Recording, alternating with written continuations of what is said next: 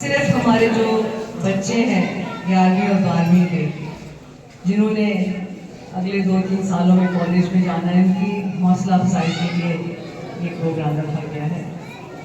हम चाहते हैं कि हमारे बच्चे बच्चियाँ पढ़ लिख कर अच्छे मुकाम तक पहुँचें, अच्छे कॉलेज में जाएं, और सिर्फ मकसद ये है इसके पीछे कि बच्चों का टाइम बच सके और वो बचा हुआ टाइम वो अपनी पढ़ाई में लगा सके। क्योंकि जो बच्चे हैं 11वीं 12वीं का, आपको सबको पता है, कंपटीशन बहुत ज़्यादा है, बच्चों को काफ़ी समय लगाना पड़ता है पढ़ाई में, और स्कूल जो है बहुत दूर दूर है, समय लगता है स्कूल से आने जाने के लिए। तो विनोद शर्मा जी ने ये विचार किया था कि मैं इन बच्चों को थोड़ा सा सहूलियत दे सकूं ताकि ये टाइम से अपने कॉलेज पहुँचे और जो टाइम बचे उसमें अपनी पढ़ाई कर सकें। एक और इसी कड़ी में जो विनोद शर्मा जी भी प्रोग्राम करते आ रहे हैं, पहले गांव में किए हैं, फिर कल वार्ड्स में किए हैं, उसमें उनका एक ही कहना था, वही मैं दोहराना चाहती हूँ कि इन बच्चों के भविष्य में क्या है, इन बच्चों के लिए आगे भविष्य क्या है। नौकरियाँ नहीं हैं और हर किसी को सरकारी नौकरी नहीं मिल सकती है, तो क्या है बच्चों के लिए, कोई ओपनिंग्स हैं क्या हमारे शहर में?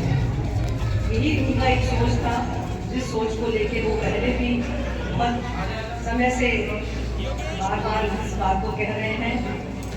उनका एक सपना था कि वो एक IMT यहाँ पर स्थापित की जाए शहर में, जिसकी उन्होंने भरपूर कोशिश करके उसको अलॉट भी कराया था, और जहाँ पर रोहतक में अलॉट भी थी वहीं पर अम्बाला में भी ये IMT अलॉट हुई, पर किन्हीं वजहों की वजह से वो आपके शहर में नहीं लग पाई। हमारे बच्चे इन सब चीज़ों से वंचित रह गए। अब उनका मानना है कि हम एक और जोर लगाएंगे और आप सबका साथ उनको मिलेगा, तो वो आपके साथ के साथ मिलकर ये मुहिम में, इस मुहिम में कामयाब होंगे। आप उनका साथ देंगे तो वो आपके लिए लड़ाई लड़ने को तैयार बैठे हैं। मैं चाहे कुछ मर्जी हो जाए, अपने अम्बाला के बच्चों के भविष्य सिक्योर करना चाहता हूँ, महफूज करना चाहता हूँ।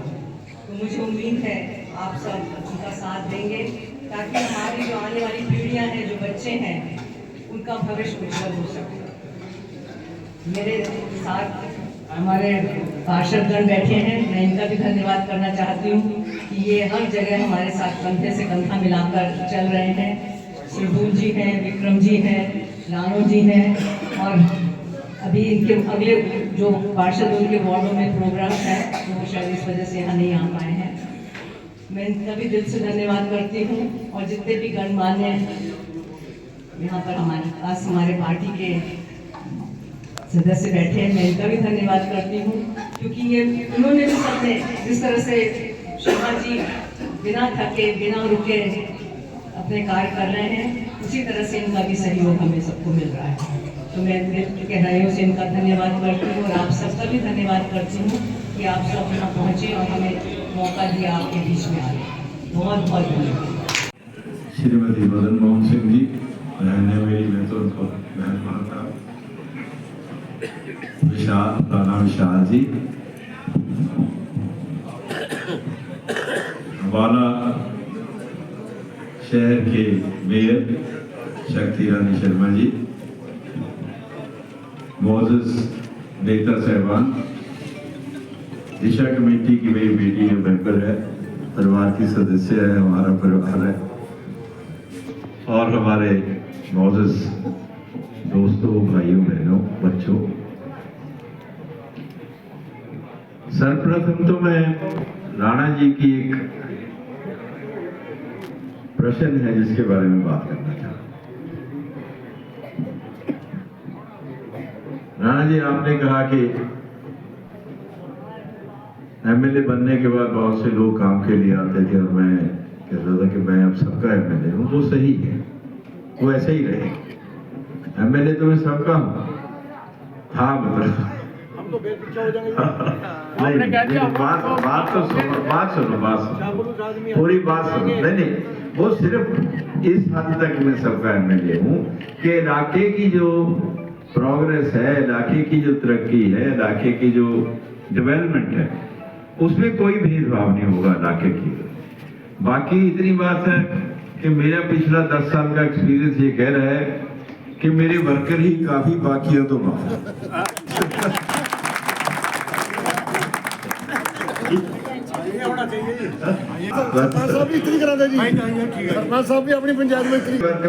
पांच साल वर्कर दे लावांगे जरूर मिलेंगे। दूसरा आपने जो बात करी राणा जी, देखो मेरा और आपका एक ही परिवार है। मैं आज से नहीं, अब 20 साल हो गए से हमारे संबंध है। और मैं आपके मुंह पे नहीं, आप भी सरपंच रहे हैं, आपने भी एग्जीक्यूटिव पावर्स देखी हैं, आपने भी गांव में डेवलपमेंट कराई है, और आप भी लगातार सरपंच बनते रहे, कभी ऐसा मौका ही नहीं आया। लेकिन अभी आपने जो बात कही कि जो कारपोरेशन है उसमें जो गांव आए हैं उनमें काम नहीं हो रहा, मैं तो ये समझता हूँ कि ये गांव आने नहीं चाहिए, कोई जस्टिफिकेशन नहीं है। गांव का शहर में करते ही नहीं, बैठ के अफसर लोग ही नहीं करते, उनको लगता है कि पता नहीं गांव में, वो आते ही नहीं गांव में, काम क्या करने हैं उन्हें। तो उस वक्त जो था, माफ करना, आपकी सहमति से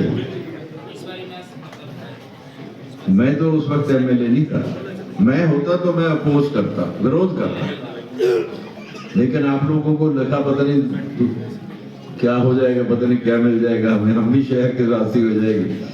अब आपने ठीक है देख लिया, आपका तजर्बा हो गया, पहचान लिया, स्वाद ले लिया आपने अब। तो अब मैं आपके साथ हूं। मैं ये कहना चाहता हूं, मैं मीडिया है, देख ले, सोच ले, मान ले और नोट कर ले। मौका अगर मुझे मिला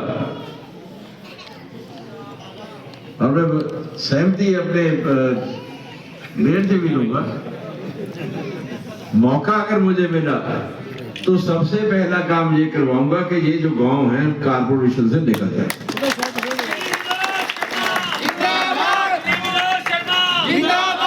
ये मैं पब्लिकली कह रहा हूँ, कोई छुपके नहीं की बात नहीं है, कि पब्लिकली कह रहा हूँ कि ये जो गांव है इनका नुकसान हो रहा है कारपोरेशन में, इनको भी जो सुविधाएं मिलनी चाहिए। कोई सबसे बड़ी बात है जो पैसा गांव का, जो आमदनी गांव की है, वो गांव की आमदनी कारपोरेशन में उसका क्या संबंध, वहां चली जाए। जो जमीनें गांव की हैं, जो इनकी धरोहर है, वो जमीनें भी कारपोरेशन में चली जाए, ये भी क्या बात हुई। कारपोरेशन उनको बेच भी सकती है। जो आम आदमी के लिए सुविधाएं थी, जो गरीब आदमी के लिए गांव में सुविधाएं थी, वो अब कारपोरेशन में नहीं मिलती। चाहे वो कॉलोनियां हैं, जहाँ गुहारे हों, जहाँ अपनी शामलात की जमीन है, जहाँ गांव की साझी जमीन है, वो सबके ऊपर से मेरे ख्याल में अधिकार चले गए, क्योंकि अब ना सरपंच है ना पंच है, तो उनका नुकसान है। तो भाई गांव तो गांव ही रहने चाहिए, हम तो सुखी हैं गांव में। और फिर दूसरी बात, जो गांव के सरपंच थे उनकी चौधर भी छीन थी। कोई बने, चाहे किसी गांव में कोई भी बने, लेकिन चुने हुए तो होते थे ना। गांव का कोई व्यक्ति सरपंच पंच के पास जाके कह सकता था जी मेरे ये तस्दीक कर दो, मेरा ये काम करवा दो। भाई पंच सरपंच साहब के पास तो अच्छे सरपंच थे, आप तो आपके पास आते थे, लोगों के आपस की सुलह आप करवा देते थे, झगड़े निपटा देते थे, आप कौन करे, तो सारा मामला ही बिगड़ गया। तो इसलिए ये जरूरी है कि भाई इनका तो जितने गांव अब आए हैं, पहले जो है उनका कुछ नहीं हो सकता। कारपोरेशन बनने के लिए जो आए हैं वो आबादी का जरूरत थी। मुझे लगता है कि पूरी आबादी नहीं हो रही थी कारपोरेशन के लिए, तो गांव मिला ली।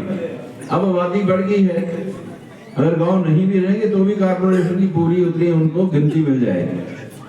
तो राणा जी ये भी आपसे वादा है कि इसको गांव को निकालेंगे, जोर लगा के। पहला काम ये है, समझे नहीं, आपका तो है मैं कहता हूँ गाँव में सरपंच जब बैठे ना 4 आदमी को झगड़े तो छुड़ा देता, वो अब नहीं हो रहा, अब वो हो नहीं रहा। अभी बहुत देर से लोग बैठे हैं, ज्यादा नहीं बोलूंगा। बाकी गुप्ता जी तो ऑल इंडिया रेडियो है,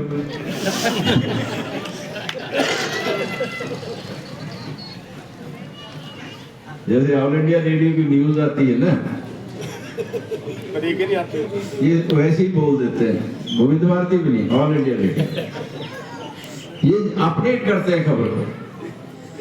ये नहीं कि जो अभी यहाँ बोला है वही उनके गांव में बोल लेंगे, जो कल बोला था वही आज बोलेंगे ना।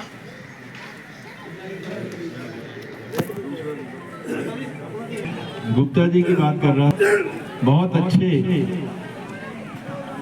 ऑर्गेनाइजर हैं।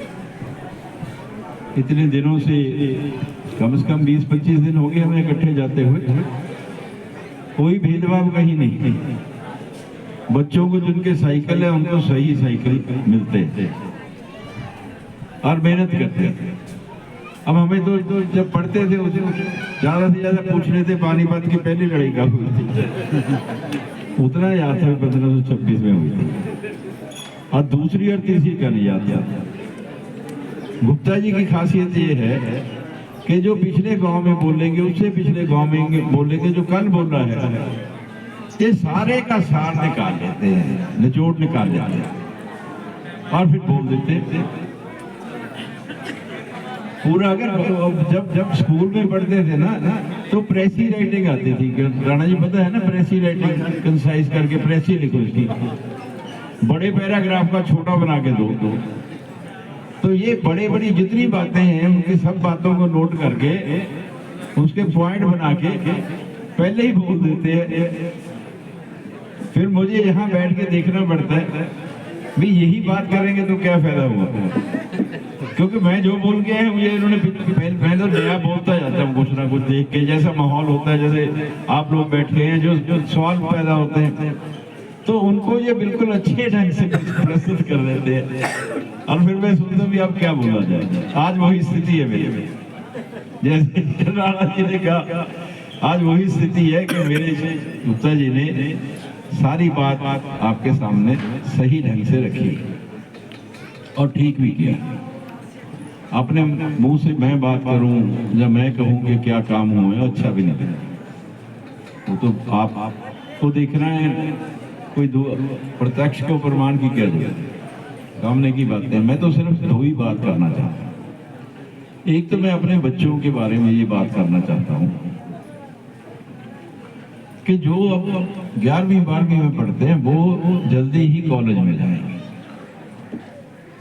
कॉलेज में जाने का बहुत शौक है, माँ बाप भी कहते हैं मेरा बेटा बेटी कॉलेज में पढ़ते हैं, लेकिन आजकल कॉलेज में कौन सा कोर्स लेना है, पढ़ के बनना क्या है, ये देखना बहुत जरूरी है।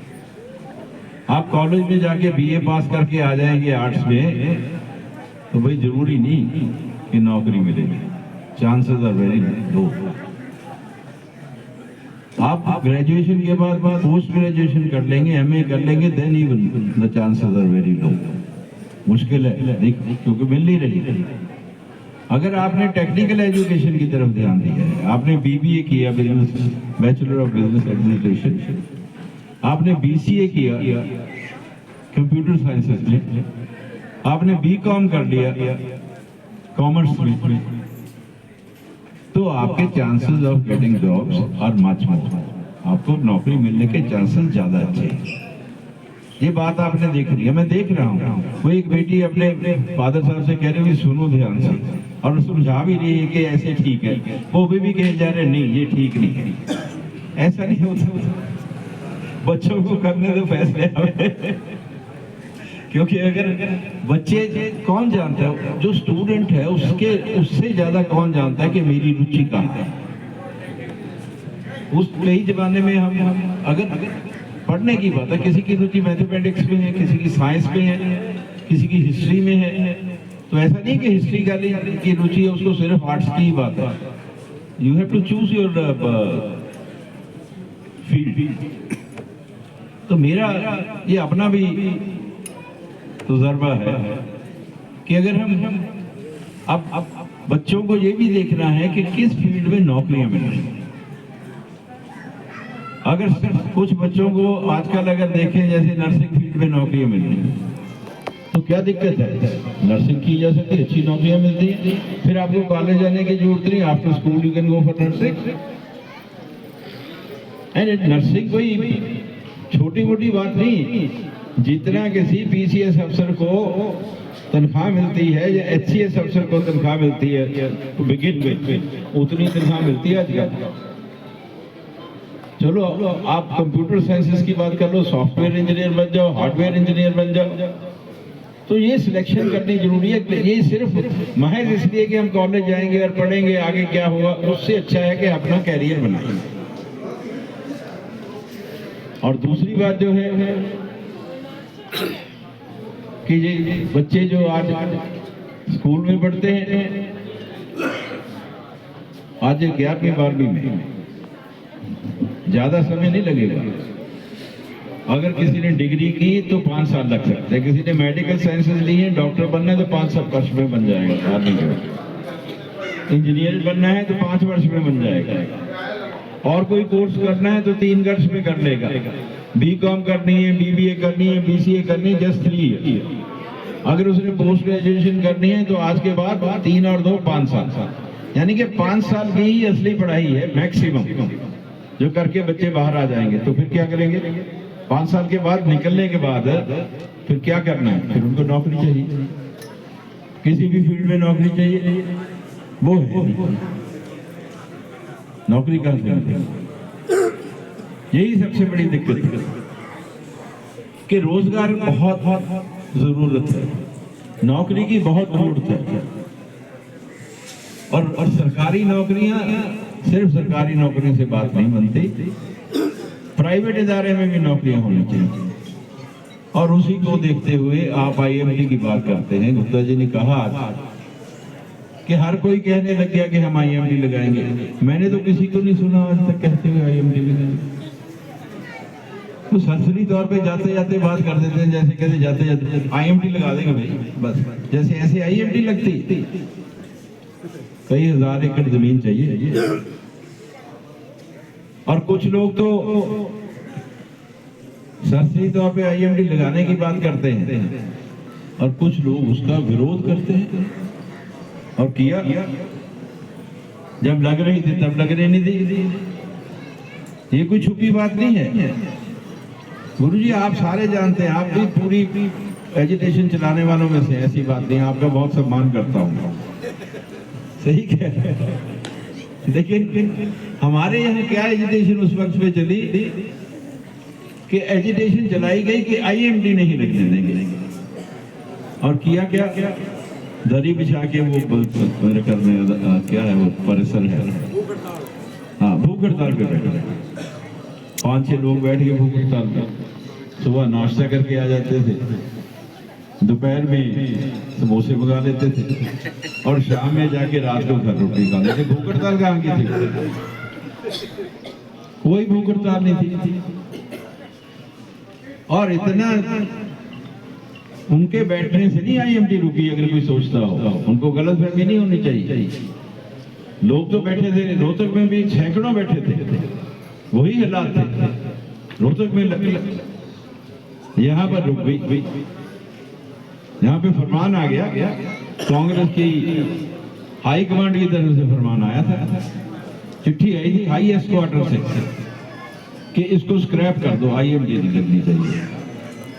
अब मुझे समझ नहीं आता कि आईएमडी ना लगने से किसका नुकसान है, किसका नुकसान। 2009 की बात है, 10 की, आज 2024 हो गई है, यानी कि 14 साल में रोहतक में जो आईएमडी लगी है उसमें 52,000 के करीब बच्चे लगे। हमारी लगी होती 52 नहीं लगते, 40,000 लग जाते। 40,000 बच्चे हमारे सारे ना लगते, चलो 50% हमारे लगते तो 20,000 बच्चों को रोजगार मिलता। तो उस वक्त जो बच्चे 8वीं 9वीं 10वीं 11वीं में पढ़ते थे, उन सबको नौकरियां मिली, सबको नहीं तो 60% को मिली। 50% को मिले, और आज उनको नहीं मिली। और आप जो पढ़ रहे हैं, आपको तो सिर्फ 5 साल है। जो 8वीं 9वीं 10वीं में पढ़ते हैं 8 साल में, उनको भी नौकरी चाहिए। 8 साल कितने होते हैं ऐसे नहीं पता जब तक आप निकल जाते हैं। तो भाई अगर 8वीं में पढ़ने वालों बच्चों की नौकरियां भी खतरे में हैं तो काम कैसे चलेगा? अगर आज हमने कोई फैसला ना लिया, आज हमने कोई प्रयास ना किया, तो उनकी जिंदगी भी अंधकार में जाएगी। इसीलिए मैं आपसे कह रहा हूं कि IMT तो लगनी है, लगवा के रहेंगे, कोई रोक नहीं सकता, प्रोवाइडेड आपका सहयोग मुझे मिले।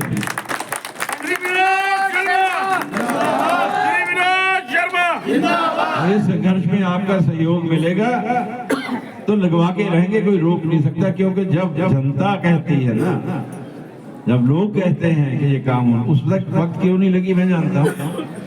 उस वक्त मैं अकेला था, मैं लीड कर रहा था, मेरी आवाज थी। लोगों को उसकी समझ ही नहीं थी भी चीज क्या है, इसका फायदा क्या होगा, नुकसान क्या होगा, तो इसलिए साथ नहीं मिला। आज तो भी देख लिया हमने 15 साल में इसके क्या फायदे हैं। अब मेरा साथ देना, इस संघर्ष में सहयोग करना, IMT हम लगवा के रखेंगे। जय हिंद।